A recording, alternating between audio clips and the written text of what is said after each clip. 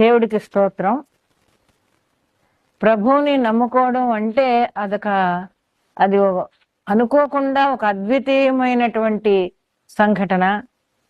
ఎలా జరిగిందనేది చిన్నప్పటి నుంచి నేను జీసస్ అని నమ్ముతూనే ఉన్నాను.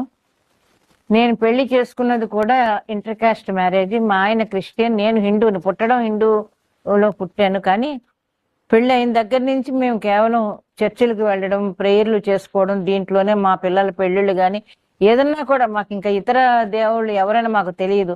ఓన్లీ జీసస్, ఆయన్నే నమ్ముకున్నాం. ప్రతి చిన్న విషయానికి కూడా ఆయన్ని తలుచుకునే మేము ముందుకి నడుస్తూ ఉంటాం. ఏ విషయం వచ్చినా, ఏ సమస్య వచ్చినా కూడా నిమిషాల మీద మాకు సాల్వ్ చేస్తాడు ఆయన.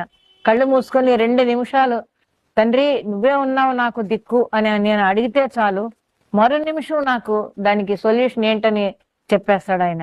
అలాగే ప్రతిరోజు ఏదో ఒక సంఘటన నాకు జరుగుతూనే ఉంటుంది. ఆ ప్రభువుని నమ్ముకున్న వాళ్ళకి ఎవ్వరికీ కూడా ఏ విధమైనటువంటి ఆపదలు కానీ, ఏ విధమైనటువంటి కష్టాలు కానీ రావు. డెఫినెట్ గా మనిషికి దేవుడి మీద నమ్మకం ఉండాలి. మీరు ప్రభువుని నమ్ముకుని కనుక మీరు ప్రేయర్ చేస్తే మీకే తెలుస్తుంది. ఎవరెవరైతే ప్రభువుని నమ్ముకుని ప్రేయర్ చేస్తారో వారి అందరికీ కూడా మంచి జరుగుతుంది తప్ప చెడు అనేది జరగదు. ఏ విషయం గురించి మీరు అడుగుతున్నారో అది డెఫినెట్ గా మీకు నెరవేరుతుంది. కాబట్టి